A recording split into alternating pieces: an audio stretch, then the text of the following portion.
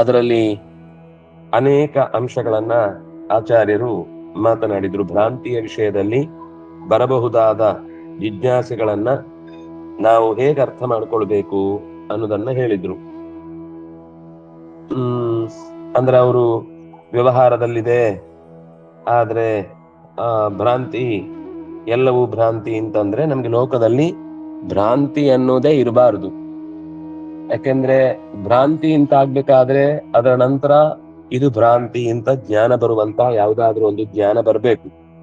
ಅದಿಲ್ಲದೆ ಯಾವುದನ್ನು ಭ್ರಾಂತಿ ಅಂತ ಹೇಳಿಕ್ ಸಾಧ್ಯ ಇಲ್ಲ. ಈಗ ಹಗ್ಗವನ್ನ ನೋಡಿ ನಾವು ಹಾವು ಅಂತ ಅನ್ಕೊಂಡು ಆಮೇಲೆ ಅಯ್ಯೋ ಅದು ಹಾವಲ್ಲ ಹಗ್ಗ ಅಂತ ಗೊತ್ತಾದ್ರೆ ಮಾತ್ರ ಮೊದಲು ಹಾವು ಅಂತ ಬಂದ ಜ್ಞಾನ ಭ್ರಾಂತಿ ಅಂತ ಗೊತ್ತಾಗುತ್ತೆ. ಇಲ್ಲ ಅಂದ್ರೆ ಅದು ಭ್ರಾಂತಿ ಅಂತಾನೆ ಗೊತ್ತಾಗಲ್ಲ. ಈ ಅಂಶದ ವಿವರಣೆಯನ್ನ ನಾವು ಹಿಂದಿನ ಸಾಲುಗಳಲ್ಲಿ ಕಂಡೆವು. ಆಚಾರ್ಯರ ಭಾಷ್ಯದ ಸಾಲು ಕೆಳಗೆ ಅದೇ ಪುಟದಲ್ಲಿ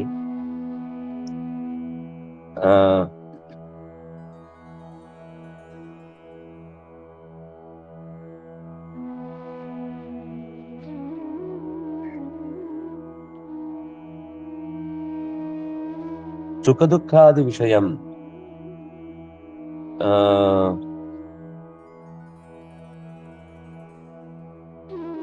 ಹೀಗಾಯ್ತು.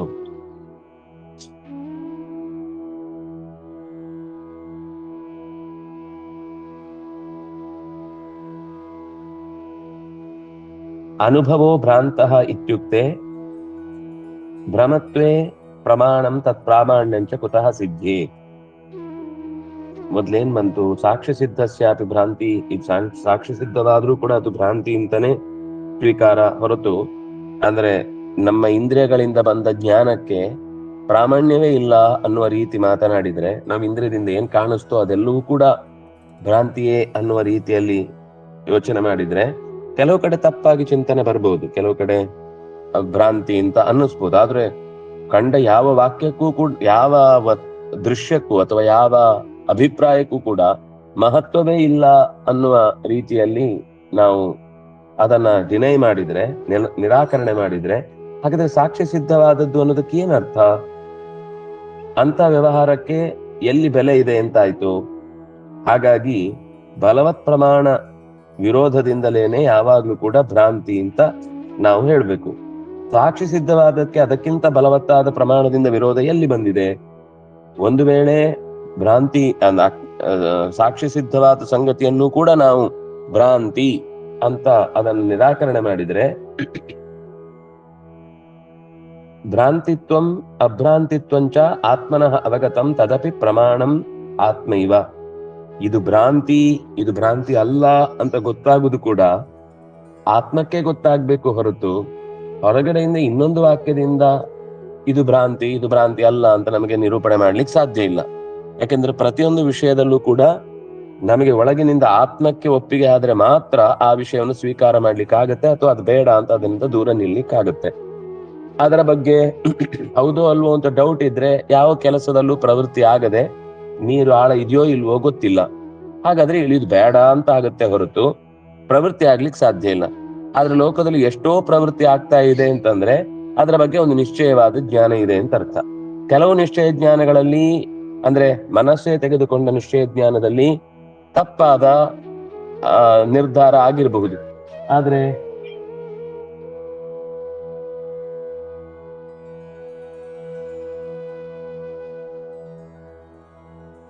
ಆದ್ರೆ ತಪ್ಪಾದ ಚಿತ್ರಣವನ್ನ ಕೊಟ್ಟ ಮೇಲೆ ಅದನ್ನ ತಪ್ಪು ಅಂತ ಹೇಳದೆ ಹಾಗೆ ಇರುವಂತಹ ಸಾಧ್ಯತೆಗಳು ತುಂಬಾ ಕಮ್ಮಿ. ಎಷ್ಟೋ ವಿಷಯಗಳಲ್ಲಿ ಈಗ ನಾವು ಕೂತಿದ್ದೇವೆ, ಕೂತ ಜ್ಞಾನ ಬಂದಿದೆ, ಇದನ್ ಭ್ರಮೆ ಅಂತ ಹೇಳುದ. ನಾನು ಇಷ್ಟೊತ್ತು ಕೂತೇ ಇಲ್ಲ ಅಂತ ನೋಡ್ದೆ, ಅದು ಬೆಳ್ಳಗಿತ್ತು, ಕುಡ್ದೆ, ರುಚಿ ಇತ್ತು, ತೃಪ್ತಿ ಆಯ್ತು. ಇದು ಎಲ್ಲ ಹಾಲಿನಿಂದ ಆದ ಉಪಯೋಗಗಳನ್ನ ನನಗೆ ಹಾಗೇ ಇಲ್ಲ ಅಂತ ಹೇಗೆ ಹೇಳುದು? ಹಾಗಾದ್ರೆ ಇದು ಭ್ರಾಂತಿ ಅಲ್ಲ ಅಂತ ನಿರ್ಧಾರ ಮಾಡುದು ಹೇಗೆ? ಯಾಕಂದ್ರೆ ಆತ್ಮಕ್ಕೆ, ಸಾಕ್ಷಿಗೆ ಯಾವುದೇ ರೀತಿಯಾದ ಬೆಲೆಯನ್ನ ಕೊಡದೇ ಇದ್ರೆ ಅದರಿಂದ ಯಾವುದನ್ನೂ ಕೂಡ ಸಿದ್ಧ ಮಾಡ್ಲಿಕ್ಕೆ ಆಗುದಿಲ್ಲ. ಹಾಗಾಗಿ ಸ್ವಯಂ ನಮಗೆ ಯಾವ ಜ್ಞಾನ ಬಂದ್ರು ಅದು ಭ್ರಾಂತಿಯೋ ಅಭ್ರಾಂತಿಯೋ, ಭ್ರಮೆಯೋ ಭ್ರಮೆ ಇಲ್ಲದೆ ಇರುವಿಕೆಯೋ, ಇದು ತಿಳಿಯುವುದು ಕಷ್ಟ ಆಗುತ್ತೆ. ಅಲ್ಲ, ಯಾವುದನ್ನು ನೋಡಿದ್ರೂ ಕೂಡ ಈಗ ಅನುಭವೋ ಭ್ರಾಂತಃ ಇತ್ಯುಕ್ತೆ ಭ್ರಾಂತಿತ್ವೇ ಪ್ರಮಾಣಂ ತತ್ ಪ್ರಾಮಾಣ್ಯಂಚ ಕುತಃ ಸಿದ್ಧೇತ್. ನಮ್ಗೆ ಅನುಭವವೂ ಕೂಡ ಭ್ರಾಂತಿಯೇ ಅಂತ ಹೇಳಿದ್ರೆ, ಅನುಭವವು ಭ್ರಾಂತಿ ಅಂತ ಹೇಳಲಿಕ್ಕೆ ಪ್ರಮಾಣ ಎಲ್ಲಿದೆ? ಅದಕ್ಕೆ ಪ್ರಾಮಾಣ್ಯ ಎಲ್ಲಿ ಸಿದ್ಧಿಯಾಗಿದೆ? ನಮಗೆ ಏನ್ ಜ್ಞಾನ ಬಂತೋ ಅದೆಲ್ಲವೂ ಭ್ರಮೆ. ಪ್ರಪಂಚದಲ್ಲಿರುವುದೆಲ್ಲ ಸುಳ್ಳೇ, ಆತ್ಮ ಒಂದೇ ಸತ್ಯ, ಅದು ಮುಖ್ಯ ಪಾರಮಾರ್ಥಿಕವಾದ ಆತ್ಮ, ಅದು ಬಿಟ್ಟು ಉಳಿದದ್ದಕ್ಕೆ ಯಾವುದಕ್ಕೂ ಅಸ್ತಿತ್ವವೇ ಇಲ್ಲ ಅಂತ ಈ ಜ್ಞಾನ ಬಂದ ಮೇಲೆ ಲೋಕದಲ್ಲಿ ನಾವು ಇಲ್ಲಿ ತನಕ ಕಂಡ ಅನುಭವವನ್ನ ಸುಳ್ಳು ಅಂತ ಹೇಳ್ಬೋದು. ನಮಗೆ ಯಾವುದೇ ವಸ್ತುವಿನಲ್ಲಿ ನಾವು ಭಗವಂತನ ಎಚ್ಚರವನ್ನ ಅನುಭವಿಸಿದ್ರೆ ಆ ವಸ್ತುವಿನಲ್ಲಿ ಭಗವಂತ ಇದ್ದಾನೆ ಅಂತ ಅರ್ಥ ಹೊರತು ಆ ವಸ್ತುವೇ ಜ್ಞಾನಾತ್ಮಕವಾಗಿ ಭಗವಂತನಾಗಿದ್ದಾನೆ ಅಂತ ಚಿಂತಿಸುವುದಲ್ಲ. ಯಾಕೆಂದ್ರೆ ಆ ವಸ್ತು ಎಂದೂ ಕೂಡ ಜ್ಞಾನಾತ್ಮಕವಾಗಿ ಪರಿಣಾಮ ಹೊಂದಲಿಕ್ಕೆ ಸಾಧ್ಯ ಇಲ್ಲ. ಯಾಕೆಂದ್ರೆ ಅದು ಎಂದಿದ್ರೂ ಕೂಡ ಮಣ್ಣೆ, ಕಲ್ಲೆ ಅಥವಾ ಅದು ಸೂಕ್ಷ್ಮ ರೂಪಕ್ಕೆ ಧೂಳಾಗಿ ಹೋಗ್ಬೋದು ಹೊರತು ಅದು ಜ್ಞಾನವಾಗಿ ಬದಲಾಗ್ಲಿಕ್ಕೆ ಸಾಧ್ಯ ಇಲ್ಲ. ಇದು ನಮ್ಗೆ ಜಡವು ಯಾವತ್ತೂ ಚೇತನವಾಗುವುದಿಲ್ಲ, ಚೇತನವು ಎಂದೂ ಜಡವಾಗುವುದಿಲ್ಲ. ಹಾಗೆ ಯಾರಾದ್ರೂ ಜಡ ಮಾಡ್ತೇನೆ ಅಥವಾ ಚೇತನವನ್ನ ಜಡಗೊಳಿಸ್ತೇನೆ ಅಂತಂದ್ರೆ ಒಪ್ಕೊಳ್ಳುವುದಿಲ್ಲ. ಮತ್ತೆ ಇದು ಲೋಕದಲ್ಲಿ ಅನುಭವಕ್ಕೆ ವಿರುದ್ಧ. ಯಾಕೆ ವ್ಯವಹಾರ ಅನ್ನುವ ಶಬ್ದದಿಂದ ನೀವು ಎಲ್ಲವನ್ನು ಕೂಡ ಸಮರ್ಥನೆ ಮಾಡ್ಲಿಕ್ಕೋಸ್ಕರ, ಕೇವಲ ವಾಕ್ಯವನ್ನು ಕೂಡಿಸ್ಲಿಕ್ಕೋಸ್ಕರ ಇದ್ದಾವೆ ಲೋಕದಲ್ಲಿ ಇರುವ ಯಥಾಸ್ಥಿತವಾದ ಗುಣವನ್ನೇ ಯಾಕೆ ಮರೆಮಾಚುವಂತ ಕೆಲಸ ಆಗುತ್ತೆ ಅಂತ ಪ್ರಶ್ನೆ ಮಾಡಿ, ಕುತಃ ಸಿದ್ಧೇತ್ ವ್ಯವಹಾರತಃ ಸರ್ವಂ ಅಂಗೀಕುರ್ಮಃ, ವ್ಯವಹಾರದಿಂದ ಎಲ್ಲವನ್ನು ನಾವು ಅಂಗೀಕಾರ ಮಾಡುತ್ತೇವೆ. ಇತ್ಯುಕ್ತೆ ವ್ಯವಹರ್ತಾ ಚ ಕುತಃ ಸಿದ್ಧಃ. ಈಗ ವ್ಯವಹಾರ ಮಾಡಬೇಕು ಅಂದ್ರೆ ವ್ಯವಹಾರ ಮಾಡುವನೊಬ್ಬ ಬೇಕು. ಅವನೇ ಗೊತ್ತಿಲ್ಲ ನಮಗೆ, ಅವನು ಭ್ರಾಂತಿಯೋ ಅಭ್ರಾಂತಿಯೋ ಇದ್ದಾನೋ ಇಲ್ವೋ. ಸರಿ, ಅವನು ವ್ಯವಹಾರ ಮಾಡಿದ, ಆ ವ್ಯವಹಾರ ಭ್ರಾಂತಿಯುಕ್ತವಾದದೋ ಭ್ರಾಂತಿಯುಕ್ತವಾದದಲ್ವೋ? ಆ ವ್ಯವಹಾರ ಹೇಗೆ ಸಿದ್ಧ ಆಗುತ್ತೆ ಇದು ಒಪ್ಕೊಳ್ಬಹುದು ಅಂತ? ಕೇವಲ ವ್ಯವಹಾರದಿಂದ ಎಲ್ಲವನ್ನು ಒಪ್ಪಿಕೊಳ್ಳುವುದಾದ್ರೆ ಜಗತ್ತಿನಲ್ಲಿ ಯಾವ ಪ್ರವೃತ್ತಿಯೂ ಕೂಡ ಉಂಟಾಗಬಾರ್ದಿತ್ತು. ಉಂಟಾಗ್ತಾ ಇದೆ ಅಂದ್ರೆ ಅದರ ಬಗ್ಗೆ ನಿಶ್ಚಯ ಜ್ಞಾನ ಇದೆ ಅಂತ ಅರ್ಥ. ಗಂಟೆ ನೋಡ್ತೀವಿ, ಓಹ್ ತಡ ಆಯ್ತು, ಇಷ್ಟೊತ್ತಿಗೆ ಯಾರಿಗೂ ನಾನು ಬರ್ಲಿಕ್ಕೆ ಹೇಳಿದ್ದೆ, ಅವರನ್ನು ನಾನೀಗ ಭೇಟಿ ಆಗ್ಬೇಕು ಅನ್ನುವ ಈ ಅಭಿಪ್ರಾಯ ವ್ಯವಹಾರದಿಂದ ಕೇವಲ ಅದು ಅಂದಾಜಿಗೆ ಹೇಳುವುದು, ಅದರ ನಿಶ್ಚಿತತೆಯ ಬಗ್ಗೆ ನಮಗೆ ಅಥವಾ ಭ್ರಾಂತಿ ಹೌದೋ ಅಲ್ಲೋ ನಿಶ್ಚಯ ಆಗಿಲ್ಲ ಅಂದ್ರೆ ನಾವು ಕೂಡ್ಲೆ ಅವರಿಗೆ ಹೇಗೆ ಆ ಸಮಯಕ್ಕೆ ಅಲ್ಲಿಗೆ ಹೋಗ್ಬೇಕು ಅಂತ ನಿಶ್ಚಯ ಮಾಡಿ ಅಲ್ಲಿ ಪ್ರವೃತ್ತಿ ಮಾಡ್ತೇವೆ. ಅಲ್ಲಿಗೆ ಹೋಗುವುದಕ್ಕೋಸ್ಕರ ನಾವು ಸಿದ್ಧರಾಗ್ತೇವೆ. ನಾವು ಅಲ್ಲಿಗೆ ಹೋಗ್ಲಿಕ್ಕೆ ಸಿದ್ಧ ಆಗ್ತಾ ಇದ್ದೇವೆ ಅಂದ್ರೆ ನನಗೆ ಕಾಲ ಇಷ್ಟು ಹೊತ್ತಾಯ್ತು ಅನ್ನುವ ಜ್ಞಾನ ಯಥಾರ್ಥವಾಗಿ ಬಂದಿದೆ. ಇಲ್ಲಾಂದ್ರೆ ಪ್ರವೃತ್ತಿ ಆಗಲ್ಲ. ನಮ್ಗೆ ಟೈಮ್ ನೋಡಿರ್ತೇವೆ, ಅರ್ಧ ಗಂಟೆ ಮೊದ್ಲೇ ಮುಂದಿರುತ್ತೆ. ಗೊತ್ತಿಲ್ಲದವ್ರು ಬಂದು ಅಯ್ಯೋ ಟೈಮ್ ಆಗೋಯ್ತು ಬನ್ನಿ ಬನ್ನಿ ಬನ್ನಿ ಅಂತ ಬೇಡುತ್ತಾ ಇರ್ತಾರೆ. ಈ ಟೈಮ್ ಮುಂದಿಟ್ಟವನಿಗೆ ಆಗ್ಲಿ ನೀವೆಲ್ಲ ಹೋಗಿ ನಾನು ಬರ್ತೇನೆ ಅಂತಾನೆ. ಯಾಕಂದ್ರೆ ಅವನಿಗೆ ನಾನೇ ಅರ್ಧ ಗಂಟೆ ಮುಂದೆ ಇಟ್ಟದ್ದು, ಇವರು ಯಾಕೆ ಇಷ್ಟು ಟೆನ್ಷನ್ ಮಾಡ್ತಾರೆ ಅದನ್ನ ನೋಡಿ ಎಂಜಾಯ್ ಮಾಡ್ಕೊಂಡು ತಾನು ನಿಧಾನ ಕೆಲವು ರೆಡಿ ಮಾಡ್ಕೊಂಡು ಹೋಗ್ತಾ ಇರ್ತಾನೆ. ಅಂದ್ರೆ ಒಬ್ಬನ ಟೆನ್ಷನ್ ಭ್ರಮೆಯಿಂದ ಕೂಡಿದ್ದು, ಇನ್ನೊಬ್ಬನ ನಿಶ್ಚಿತತೆ ಅವನಿಗೆ ಸಾಕ್ಷಿಭೂತವಾಗಿ ಅದರ ಮುಂದಿರುವಿಕೆ ಅನ್ನೋದು ಗೊತ್ತಿದ್ದು ಹೇಳಿದ್ದು. ಆದ್ರೆ ಒಂದು ವಿಷಯ ಗೊತ್ತಿಲ್ಲ ಅವನಿಗೆ, ಏನಾಗಿದೆ ಅಂದ್ರೆ ಅಯ್ಯೋ ಇದ್ಯಾವುದೋ ಗಂಟೆ ಮುಂದೆ ಇಟ್ಬಿಟ್ಟಿದ್ದಾರೆ ಅಂತ ಅರ್ಧ ಗಂಟೆಗೆ ಸರಿ ಮಾಡಿ ಒಬ್ಬ ಇಟ್ಟು ಹೋಗ್ಬಿಟ್ಟಿದ್ದಾರೆ. ಅದು ಅವನಿಗೆ ಗೊತ್ತಿಲ್ಲ. ಅಲ್ಲಿಗೆ ಹೋದ್ಮೇಲೆ ಅವನು ಬೇಸ್ತು ಬೀಳ್ತಾನೆ. ಅಂದ್ರೆ ಅವನಿಗೆ ತಾನು ಮಾಡಿದ್ದು ಕರೆಕ್ಟ್ ಅರ್ಧ ಗಂಟೆ ಮುಂದಿದೆ ಅನ್ನೋದು ಜ್ಞಾನ ಸರಿ ಇತ್ತು. ಆದ್ರೆ ಆಮೇಲೆ ಇನ್ನೊಬ್ಬ ಬಂದು ಅರ್ಧ ಗಂಟೆಯನ್ನ ವ್ಯವಸ್ಥಿತವಾಗಿ ತಪ್ಪಾಗುತ್ತೆ, ಎಲ್ರಿಗೂ ಗಡಿಬಿಡಿ ಆಗುತ್ತೆ ಅಂತ ಅವನು ಅದನ್ನು ಸರಿ ಮಾಡಿದ್ದು ಇವನಿಗೆ ಗೊತ್ತಿಲ್ಲ. ಹಾಗಾಗಿ ಇವನು ಮೊದಲು ಸಾಕ್ಷಿ ಸಿದ್ಧವಾಗಿ ತನ್ನ ಅನುಭವದಿಂದ ಏನು ಕಂಡುಕೊಂಡಿದ್ನೋ ಅದು ಮತ್ತೆ ಇನ್ಯಾರದ್ದೋ ಒಬ್ಬರ ವ್ಯವಹಾರದಿಂದ ಅಥವಾ ಇನ್ಯಾರದ್ದೋ ಒಬ್ಬರ ಕೈ ಚಳಕದಿಂದ ಅವನಿಗೆ ಅದು ಬೇಸ್ತು ಬೀಳುವ ಹಾಗಾಯ್ತು. ಇಲ್ಲಿ ಮೊದಲು ಅವನಿಗೆ ತಾನು ಮುಂದೆ ಇಟ್ಟದ್ದು ಅನ್ನೋದು ಸಾಕ್ಷಿ ಸಿದ್ಧವಾಗಿದ್ರೂ ಕೂಡ ಮತ್ತೆ ಇನ್ನೊಬ್ರು ಅದರ ಪ್ರವೃತ್ತಿಯನ್ನು ಬದಲಾಯಿಸಿದ್ರಿಂದಾಗಿ ಆ ಸಾಕ್ಷಿ ಸಿದ್ಧವಾದ ಜ್ಞಾನಕ್ಕೆ ಬಾಧೆ ಬಂತು. ಆಗ ಅವನು ಮತ್ತೊಮ್ಮೆ ಕನ್ಫರ್ಮ್ ಮಾಡ್ಕೊಳ್ತಾನೆ, ಕರೆಕ್ಟ್ ಅರ್ಧ ಗಂಟೆ ಮುಂದಿದೆಯೋ ಇಲ್ಲೋ ಅಂತ ಇನ್ನೊಂದು ಟೈಮ್ ನೋಡ್ತಾನೆ. ತನ್ನ ಹತ್ರ ಯಾರು ಬದಲಾಯಿಸ್ಲಿಕ್ಕೆ ಆಗದೆ ಇರುವ ವಾಚೋ ಅಥವಾ ಮೊಬೈಲೋ ನೋಡಿ ಅದನ್ನ ನೋಡ್ತಾನೆ, ಓ ಇಲ್ಲ ಕರೆಕ್ಟ್ ಟೈಮ್ ಇದೆ, ನಾನು ನಿನ್ನೆ ಇದನ್ನೇ ನಂಬ್ಕೊಂಡು ಅರ್ಧ ಗಂಟೆ ತಡ ಹೋದೆ ಅಂತ ಆಮೇಲೆ ಅವತ್ತು ಸರಿ ಮಾಡ್ಕೊಂಡು ಹೋಗ್ತಾನೆ. ಅಂದ್ರೆ ಭ್ರಾಂತಿ ಅಂತ ಗೊತ್ತಾಗದೆ ಯಾವತ್ತೂ ಕೂಡ ನಾವು ಅದನ್ನ ಭ್ರಾಂತಿ ಜ್ಞಾನ ಅಂತ ಹೇಳಲಿಕ್ಕೆ ಬರುದಿಲ್ಲ.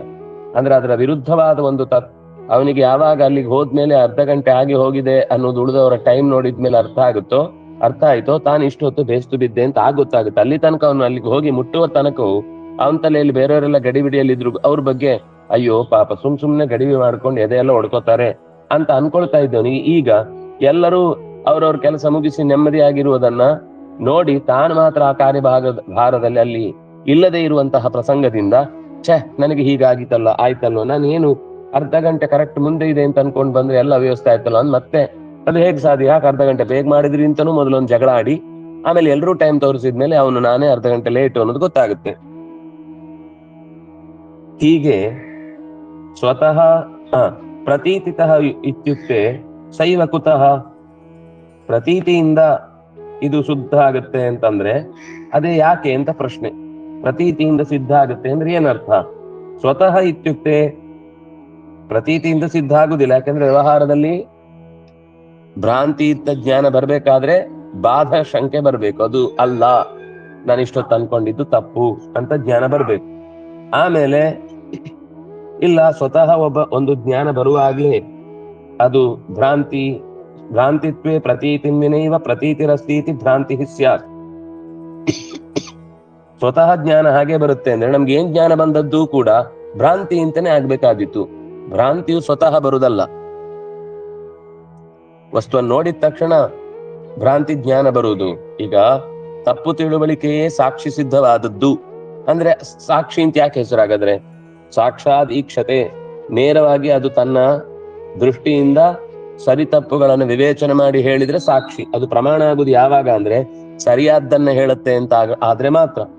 ಸಾಕ್ಷಿಗೆನೆ ನೇರವಾಗಿ ಸ್ವತಃ ಭ್ರಾಂತಿಯೇ ಜ್ಞಾನ ಬರುತ್ತೆ ಅಂತಂದ್ರೆ ಆವಾಗ ಲೋಕದಲ್ಲಿ ಭ್ರಮತ್ವ ಅನ್ನೋದು ಸ್ವತಃ ಸಿದ್ಧ ಅಂತ ಹೇಳಿ ಎಲ್ಲ ವ್ಯವಸ್ಥೆ ಆಗುತ್ತೆ. ಭ್ರಮೆಯೇ ಕೂಡುದಿಲ್ಲ. ಫಸ್ಟ್ ಆಫ್ ಆಲ್ ನಿರಾಲಂಬನವಾದ ಭ್ರಮೆ ನೋಪಪದ್ಯತೆ ಇತ್ಯಸ್ಯಾಪಿ ಭ್ರಮತ್ವೋಪಪತ್ತೇ. ಯಾವುದೇ ಆಧಾರ ಇಲ್ಲದೆ ಇದ್ರೆ ಭ್ರಮೆ ಬರುವುದಿಲ್ಲ ಅನ್ನೋದೊಂದು ನಿಯಮ. ಒಂದು ಹಗ್ಗದ ಆಧಾರ ಇಲ್ಲದೆ ಇದ್ರೆ ಹಾವು ಅನ್ನೋ ಭ್ರಮೆ ಬರ್ಲಿಕ್ಕೆ ಸಾಧ್ಯ ಇಲ್ಲ. ನೀವೇನ್ ಹೇಳುದು ಭ್ರಮೆ ಅನ್ನೋದು ಅಂದ್ರೀಗ ಪ್ರತೀತಿಯಿಂದ ನೇರವಾಗಿ ಸಾಕ್ಷಾತ್ ಜ್ಞಾನ ಬರುವಾಗ್ಲೇ ಭ್ರಾಂತಿ ಅಂತ ಜ್ಞಾನ ಬರುತ್ತೆ ಅಂತಂದ್ರೆ ಇನ್ನೊಂದು ವಸ್ತುವಿನಲ್ಲಿ ಅದರ ಸಾದಾತ್ಮ್ಯ ಅಥವಾ ಅದರ ಸಾಮ್ಯ ನೋಡಿ ಭ್ರಮೆ ಬರ್ತಾ ಇದ್ದದನ್ನ ಹೇಳಲಿಕ್ಕೆ ಇಲ್ಲ. ಭ್ರಮತ್ವ ಅನ್ನೋದೇ ಕೂಡುದಿಲ್ಲ, ಯಾಕೆಂದ್ರೆ ಸಾಮ್ಯ ಹೇಳಿ ಅದರಿಂದ ತಪ್ಪು ಜ್ಞಾನ ಬಂದು ಆಮೇಲೆ ಭ್ರಮೆ ಬರ್ಬೇಕು ಅನ್ನೋದೇ ಇಲ್ಲ. ಡೈರೆಕ್ಟ್ ಆಗಿ ಅವನಿಗೆ ಜ್ಞಾನ ಬರುವುದೇ ತಪ್ಪು ಜ್ಞಾನ ಬರ್ತಾ ಇದೆ ಅಂದ್ರೆ ನಾವು ನಿರಾಲಂಬಕವಾಗಿ ಭ್ರಮೆ ಬರುವುದಿಲ್ಲ ಅನ್ನುವ ಮಾತೇ ಸುಳ್ಳಾಗುತ್ತೆ. ಆ ಮಾತೇ ಭ್ರಮೆಯುಕ್ತವಾಗುತ್ತೆ. ಆಲಂಬನೆ ಇದ್ರೆ ಮಾತ್ರ ಭ್ರಮೆ ಅನ್ನುವ ಮಾತೇ ಭ್ರಮಿತವಾಗ್ಬಿಡುತ್ತೆ. ತತ್ಪ್ರಾಮಾಣ್ಯಂ ಅಪ್ರಮಾಣಮೇವ. ಯಾವುದಾದ್ರೂ ಒಂದು ವಿಷಯದಲ್ಲಿ ನಮಗೆ ಭ್ರಮೆ ಜ್ಞಾನವಾಗಿ ಬಂತು ಅಂದ್ರೆ ಆಗ ಆ ಭ್ರಮೆ ಜ್ಞಾನ ಅನ್ನೋದು ಅಪ್ರಮಾಣ. ಯಾಕೆಂದ್ರೆ ಭ್ರಮೆಯುಕ್ತವಾದ ಜ್ಞಾನ ಅನ್ನೋದು ಎಂದೂ ಕೂಡ ಯಾವುದಕ್ಕೂ ಕೂಡ ಲಾಭಕ್ಕೆ ಪ್ರವೃತ್ತಿಗೆ ಕಾರಣವಾಗುವುದಿಲ್ಲ. ಪ್ರಮಾಣತ್ವ ಭ್ರಮಹೀತಿ ನಕಿಂಚಿತ್ ಸಿದ್ಧತಿ. ಯಾವುದು ಪ್ರಮಾಣ ಅಂತ ತಿಳಿಯುವುದಕ್ಕೆ ಸಾಧ್ಯ ಇಲ್ಲದೆ ಇರುವ ಅಥವಾ ಏನು ಜ್ಞಾನ ಬಂದ್ರು ಎಲ್ಲವೂ ಪ್ರಮಾಣದಿಂದ ಘಟಿತವಾದದ್ದಲ್ಲ, ಅದು ಪ್ರಮಾಣ ಭ್ರಮೆಗೆ ಕಾರಣವಾದದ್ದು ಅನ್ನುವ ಚಿಂತನೆಯಿಂದ ಜಗತ್ತಲ್ಲಿ ಯಾವ ಜ್ಞಾನವೂ ಸಿದ್ಧಿ ಆಗ್ಬಾರ್ದಿತ್ತು. ಎಲ್ಲವೂ ಭ್ರಮಾಯುಕ್ತವಾಗಿಯೇ ಸಿದ್ಧಿ ಆಗ್ಬೇಕಿತ್ತು. ಅಲ್ಲಿ ಈಗ್ಲೇ ನೀರು ಕೊಡ್ತಾ ಇದ್ದಾರೆ, ವಸ್ತುತ ನೀರು ಕೊಟ್ಟೇ ಇಲ್ಲ. ಆದ್ರಿಂದಾಗಿ ಇವನಿಗೆ ಏನೇ ಜ್ಞಾನ ಬಂದ್ರು ಕೂಡ ಇವನೇನ್ ಹೇಳಿದ್ರು ಭ್ರಮಾಯುಕ್ತವಾಗಿ ಮಾತಾಡ್ತಾನೆ, ಆದ್ರಿಂದಾಗಿ ಇದಕ್ಕೆ ಬೆಲೆ ಇಲ್ಲ ಅಂತ ಅವನು ಬಿಟ್ಟು ಬಿಟ್ರೆ ಆವಾಗ ಯಾವ ವಿಷಯಗಳು ಕೂಡ ಸಿದ್ಧ ಆಗುದಿಲ್ಲ. ಭ್ರಮ ಇತ್ಯಸ್ಯೈವ ಭ್ರಮತ್ವೇ ಅನ್ಯಸ್ಯ ಅಭ್ರಮತ್ವಮೇವ ಸಿದ್ಧತಿ. ಅಲ್ಲ, ಭ್ರಮೆ ಬರುತ್ತೆ ಅನ್ನುವುದೇ ಭ್ರಮೆ ಬರುವುದೇ ಇಲ್ಲ, ಎಲ್ಲವೂ ಸರಿಯಾದ ಜ್ಞಾನ ಬರುತ್ತೆ ಅಂದ್ರೆ ಹಾಗಾದ್ರೆ ಎಲ್ಲ ಕಡೆ ಅಭ್ರಮತ್ವ ಭ್ರಮೆ ಇಲ್ಲ ಅನ್ನುವುದೊಂದು ಸಿದ್ಧ ಆಗ್ಬೇಕಾದ್ರೆ ಲೋಕದಲ್ಲಿ ಎಷ್ಟೋ ಜನಕ್ಕೆ ತಪ್ಪು ತಿಳಿದ ಮೇಲೆ ಇದು ತಪ್ಪು ಅಂತ ಗೊತ್ತಾಗಿ ಸರಿ ಮಾಡ್ಕೊಂಡದ್ದನ್ನು ನಾವು ನೋಡ್ತೇವೆ. ನೀವು ಭ್ರಮೆ ಇಲ್ಲ ಅಂತ ಹೇಳಿದ್ರೆ ಅದು ಸಮಸ್ಯೆ. ಎಲ್ಲಾ ಮಾತುಗಳು ಭ್ರಮೆ ಅಂದ್ರೂ ಸಮಸ್ಯೆ, ಬಂದ ಜ್ಞಾನವೇ ಭ್ರಮೆ ಅಂದ್ರೆ ಅದು ಸಮಸ್ಯೆ, ಭ್ರಮೆ ಇಲ್ಲ ಅಂದ್ರೆ ಅದು ಸಮಸ್ಯೆ. ಜಗತ್ತಲ್ಲಿ ಏನ್ ಇದೆ ಹಾಗೆ ಒಪ್ಕೊಳ್ಬೇಕಲ್ವಾ. ಕೆಲವೊಮ್ಮೆ ಭ್ರಮೆ ಬರುತ್ತೆ, ಕೆಲವೊಮ್ಮೆ ಭ್ರಮೆ ಬರಲ್ಲ, ಕೆಲವೊಮ್ಮೆ ಘಟಿಸುತ್ತೆ, ಕೆಲವೊಮ್ಮೆ ಘಟಿಸಲ್ಲ. ನಮಗೆ ಕೆಲವು ಪ್ರಶ್ನೆಗಳು ಹೇಗೇಗೋ ಯೋಚನೆಗೆ ಬರುತ್ತೆ.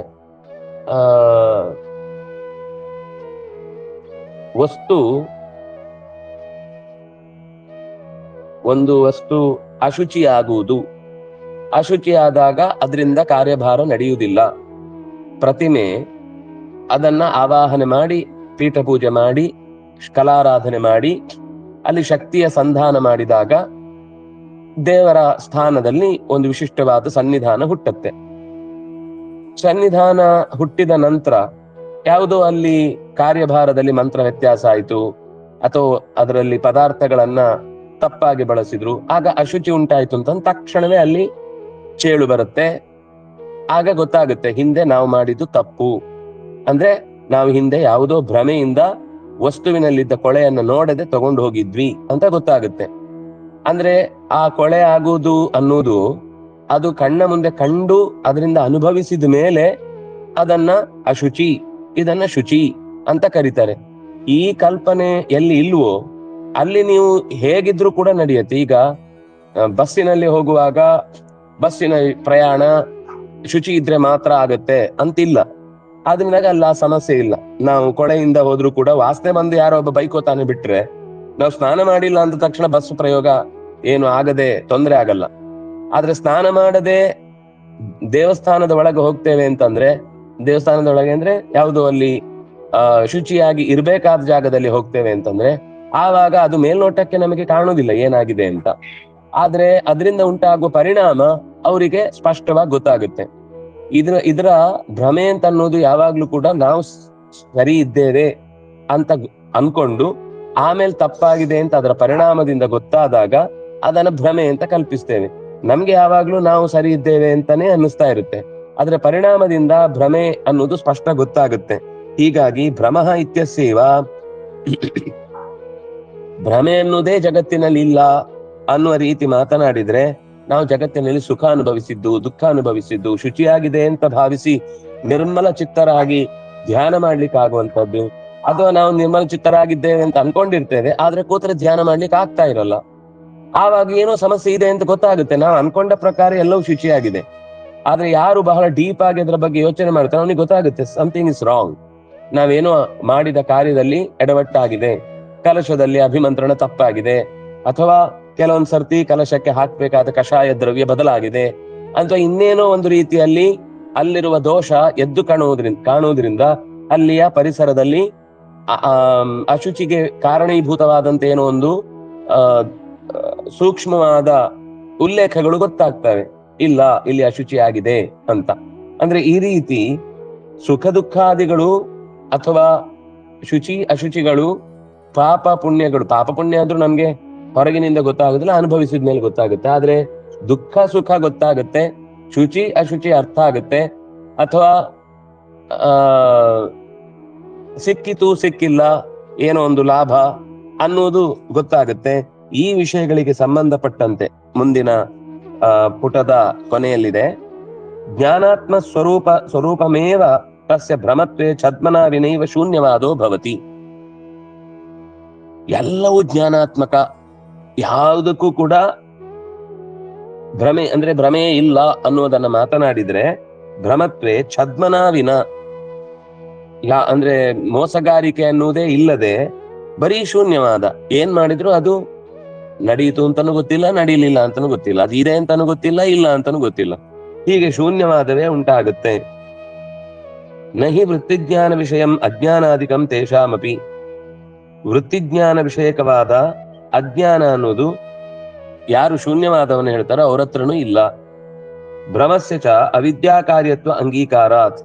ಈ ಭ್ರಮೆ ಅನ್ನೋದು ಅವಿದ್ಯೆಯ ಕಾರ್ಯ ಅಂತ ಒಪ್ಪಿಕೊಂಡಿದ್ದಾರೆ. ಅದರಿಂದಾಗಿ ಭ್ರಮೆ ಅಂತ ಅನ್ನೋದು ತಾನಾಗಿ ಅವಿದ್ಯೆಯಿಂದ ಉಂಟಾಗುದು, ನಮಗೆ ಒಂದು ವಿಷಯದ ಸರಿಯಾದ ಕಲ್ಪನೆ ಇಲ್ಲದೆ ಇರುವುದರಿಂದ ಬರುವುದಲ್ಲ, ಅಥವಾ ಯಾವುದೋ ಒಂದು ವಸ್ತುವಿನ ಸಾಮ್ಯದಿಂದಾಗಿ ಅದೇ ತರ ಕಾಣ್ತಾ ಇದೆ ಅನ್ನುವ ಕಾರಣಕ್ಕೆ ಭ್ರಮೆ ಹುಟ್ಟುವುದಲ್ಲ. ಆತ್ಮಸ್ವರೂಪಸ್ಯ ಅಪಿ ಅವಿದ್ಯಾ ಕಾರ್ಯತ್ವಂ ಸ್ಯಾತ್. ಇದರಿಂದ ಏನಾಯ್ತು ಅಂದ್ರೆ, ಎಲ್ಲವೂ ಜಗತ್ತಿನಲ್ಲಿ ಅವಿದ್ಯಾ ಕಾರ್ಯ ಅಂತಂದ್ರೆ, ಭ್ರಮೆ ಅನ್ನೋದು ಜ್ಞಾನಾತ್ಮಕವಾದ್ರೆ, ಜ್ಞಾನಾತ್ಮಕವಾದದ್ದು ಜೀವತ್ವ ಆತ್ಮ ಅಥವಾ ಜೀವ ಆದ್ರೆ, ಜೀವವು ಕೂಡ ಒಂದು ರೀತಿಯಲ್ಲಿ ಅವಿದ್ಯಾ ಕಾರ್ಯವಾದೀತು. ಜೀವವು ಅವಿದ್ಯಾ ಕಾರ್ಯವಾದ್ರೆ ಶೂನ್ಯವಾದವೇ ಅಲ್ವಾ ಇಷ್ಟೊತ್ತು ಹೇಳಿದ್ದು. ಮುಂದಿನ ಪುಟದಲ್ಲಿದೆ, ದುರ್ಘಟತ್ವಂ ಭೂಷಣಮಿತ್ಯುಕ್ತೆ ದುರ್ಘಟತ್ವಂ ಸುಘಟತ್ವಂಚ ಉಭಯಂ ಭೂಷಣಂ ಅಸ್ಮಾಕಂ ಇತ್ಯುತ್ತರಂ. ದುರ್ಘಟತ್ವಂ ಭೂಷಣಂ ಅಲ್ಲ, ವಿಷಯಗಳು ಸರಿಯಾಗಿ ಹೊಂದದೇ ಇರುವ ಹಾಗೆ ಎಷ್ಟು ಹೇಳಿದ್ರು ಅದು ವ್ಯಾಖ್ಯಾನ ಮಾಡ್ಲಿಕ್ಕೆ ಆಗುದಿಲ್ಲ ಅನ್ನುವ ತರ ಇರುವುದು ಅಂತಾದ್ರೆ, ಇತ್ಯುಕ್ತೆ ದುರ್ಘಟತ್ವವು ಭೂಷಣ, ಸುಘಟತ್ವವು ಭೂಷಣ, ಉಭಯಮಪಿ ಭೂಷಣಂ ಇತ್ಯುಕ್ತಂ. ನಹಿ ಪ್ರಮಾಣ ಸಿದ್ಧಸ್ಯ ದುರ್ಘಟತ್ವೇ ಸುಘಟತ್ವೇ ವಾ ಅಪವಾದೋ ದೃಷ್ಟಃ. ಯಾವುದೇ ಒಂದು ವಿಷಯ ಪ್ರಮಾಣದಿಂದ ಸಿದ್ಧವಾದ್ಮೇಲೆ ಅದು ದುರ್ಘಟ ಅಥವಾ ಇದು ಅವ್ಯವಸ್ಥೆ ಆದ್ರೂ ಸುಘಟ, ಇದು ನಡೆದು ಹೋಗುತ್ತೆ, ಏನ್ ತೊಂದ್ರೆ ಇಲ್ಲ ಅಂತ ಅಪವಾದೋ ದೃಷ್ಟಃ. ದುರ್ಘಟತ್ವ ಇದ್ದಲ್ಲಿ ಸುಘಟತ್ವ, ಸುಘಟತ್ವ ಇದ್ದಲ್ಲಿ ದುರ್ಘಟತ್ವ ಅನ್ನುವ ಅಪವಾದ ಎಂದೂ ಇಲ್ಲ. ದುರ್ಘಟತ್ವಂ ಭೂಷಣಂ ಇತಿ ವದದ್ಭಿಃ ಆತ್ಮನಃ ಅಪಿ ಅವಿದ್ಯಾತ್ವ ಅಂಗೀಕೃತ್ಯ ತದಯುಕ್ತಂ ಇತ್ಯುಕ್ತೆ ತತ್ರಾಪಿ ಭೂಷಣತ್ವಮಿತಿ ಕಿಂ ನಾಂಗೀಕ್ರಿಯತೆ. ದುರ್ಘಟತ್ವ ಭೂಷಣ ಅಂತ ಹೇಳುವವರಿಗೆ ಆತ್ಮನೋ ಅವಿದ್ಯಾತ್ವ ಅಂಗೀಕೃತ್ಯ, ಆತ್ಮ ಅನ್ನೋದು ಅವಿದ್ಯೆಯಿಂದ ಹುಟ್ಟಿತು, ಆತ್ಮ ಅನ್ನೋದು ಅವಿದ್ಯೆಯ ಪರಿಣಾಮ ಅಂತ ತೀರ್ಮಾನ ಮಾಡಿ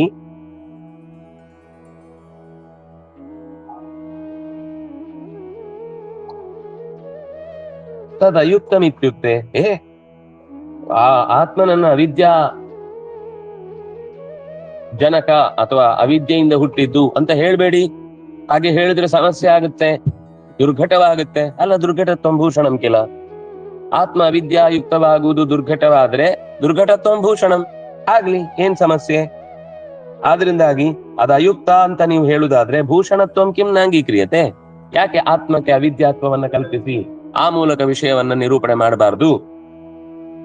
ಅತಿ ಸುಕರತ್ವ, ಯಾಕಂದ್ರೆ ಅದೊಂದು ವಾಕ್ಯ ಜಗತ್ತಿನಲ್ಲಿ ನಮ್ಮ ಕೈಯಲ್ಲಿದ್ರೆ ಅವಿದ್ಯೆಯು ಭೂಷಣ ಅಥವಾ ದುರ್ಘಟತ್ವ ಭೂಷಣ ಅಂದ್ರೆ ಎಷ್ಟೋ ವಿಷಯಗಳನ್ನ ಗ್ರಂಥಗಳೇ ಇಲ್ಲದೆ, ವಾಕ್ಯಾರ್ಥಗಳೇ ಇಲ್ಲದೆ, ಕಿರಿಕಿರಿನೇ ಇಲ್ಲದೆ, ಪುಸ್ತಕಗಳೇ ಇಲ್ಲದೆ, ಅಧ್ಯಯನವೇ ಇಲ್ಲದೆ ಕ್ಷಣ ಮಾತ್ರದಲ್ಲಿ ಎಲ್ಲವನ್ನು ಕೂಡ ನಿರಾಕರಣೆ ಮಾಡಿ ಬಿಡ್ಬೋದು.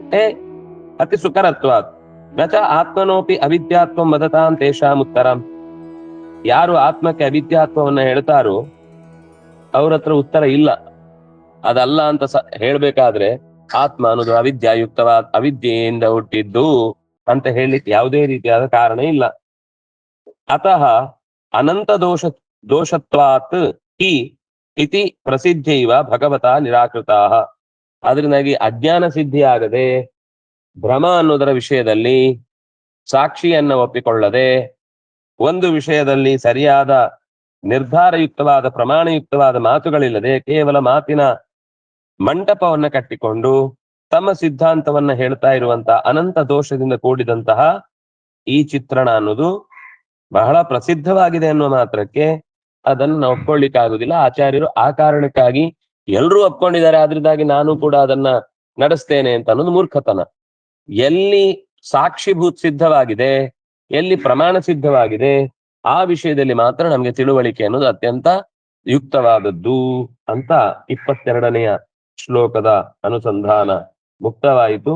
ಮುಂದೆ 23ನೇ ಶ್ಲೋಕ 24ನೇ ಶ್ಲೋಕದ ಅಭಿಪ್ರಾಯವನ್ನ ಅನುಸಂಧಾನ ಮಾಡೋಣ ಅಂತ ಹೇಳ್ತಾ, ಕಾಯೇನ ವಾಚಾ ಮನಸೇಂದ್ರಿಯೈರ್ವಾ ಬುದ್ಧ್ಯಾತ್ಮನಾ ವಾ ಅನುಸೃತ ಸ್ವಭಾವ ಕರೋಮಿ ಯದ್ಯತ್ ಸಕಲಂ ಪರಸ್ಮೈ ನಾರಾಯಣಾಯೇತಿ ಸಮರ್ಪಯಾಮಿ. ಶ್ರೀಕೃಷ್ಣಾರ್ಪಿತಮಸ್ತು.